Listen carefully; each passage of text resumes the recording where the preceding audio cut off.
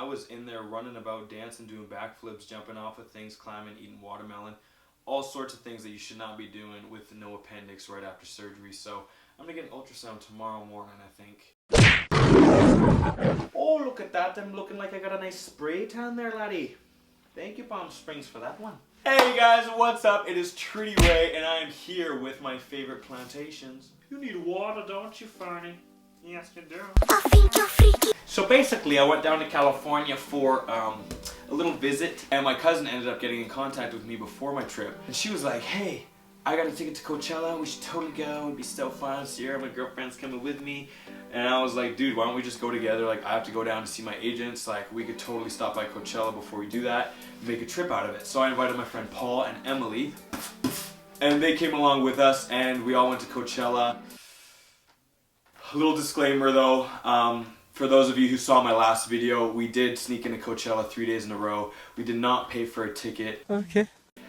Totally stupid of us, and that's not the message I want to put out there. It is stealing, and I apologize. It was a total spur of the moment thing. My friends actually bet us that we couldn't get into the festival without a wristband. And my buddy Paul and I were like, oh yeah, watch this. So we decided to take on that challenge and do it 3 days in a row. Funny story, day 2 of the festival, we were all sleeping in this minivan. It was my friend Emily's minivan. She drove us down there, and we were all sleeping in the van for 3 days in a row in like Walmart parking lots. We basically lived in Walmart, brushed our teeth in Walmart, ate our breakfast at McDonald's in Walmart. Walmart was our homie, you know what I'm saying.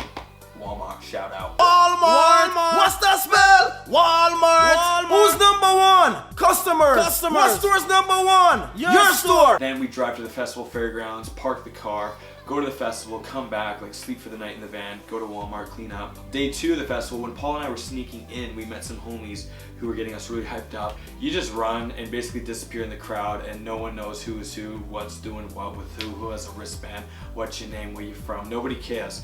It's basically a gong show there. So we would run in, and I basically went throughout the whole day, day 2, saw Galantis, Marshmallow, Kendrick Lamar, like all those cool guys. My buddy Paul and I are just sitting in the grass, like just people watching, and then I feel my pockets and I don't have the freaking car keys. Emily had given me the car keys to go back to the car to grab something earlier on in the night, and when I got back to the festival, when I ran back in the second time, I lost the car keys. They totally flew out of my pocket. I don't know what happened. But basically we looked around the festival grounds for 3 hours. We see all these famous YouTubers like freaking the Dolan twins.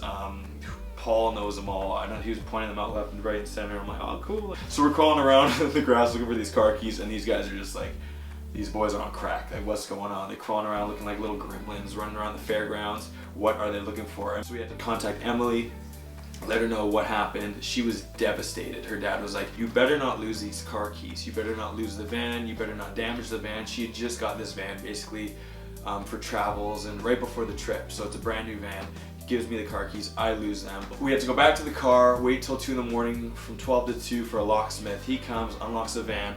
I'm like, you know what, in the morning I'm gonna go back to the fairgrounds and try and go to Lost and Found and find these car keys. So all 5 of us cram in this minivan, and it's just like bang, bang, bang, like we're all in a row sweating because we're in Palm Springs. It's like 32 degrees Celsius. Basically the morning rolls around, I go to the Lost and Found, car keys are nowhere to be found. They're like, dude, honestly, just wait to the end of the festival because people turn things in throughout the days as time goes on. They could still be out there and they'll be found. So I was like, okay, whatever. We need to get this car going though. Like, we have to go to Walmart, you know, clean up and shower for day 2 or day 3.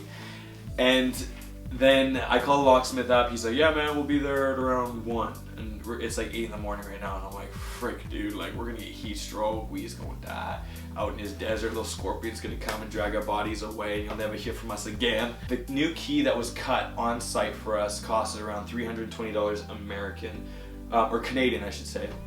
So I'm just looking at my phone. It's going berserk. So basically that's the cost of a Coachella ticket. So in the long run, I ended up paying out that money for a ticket anyways. And we got the car key, life went on, it was all good. Huge hit to the bank account, but I learned my lesson. Don't sneak into festivals because there are consequences. It's stealing.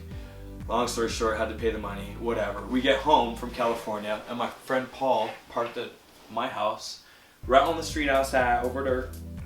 Be late. We get home, his car's not there. I'm like, what the frick, dude? Like, what is going on? Like, cars do not get towed on my street. This never happens. I just lost my appendix 2 weeks ago. Left my car outside for 4 days, and it stayed there the whole time. What is going on? Sure enough, a little neighbor Shirley over there called it in and said it needs to get out of here because we don't know whose car it is. So they towed it away. It costed Paul close to $300 Canadian to get his car back out. So in the long run, he ended up basically paying for a festival ticket as well. So we learned our lessons, pay for things, pay for the festival. As much adrenaline as you get from sneaking into things and having fun, there are consequences, and we learned our lessons. So I'm sorry about that. Hope you guys can forgive me.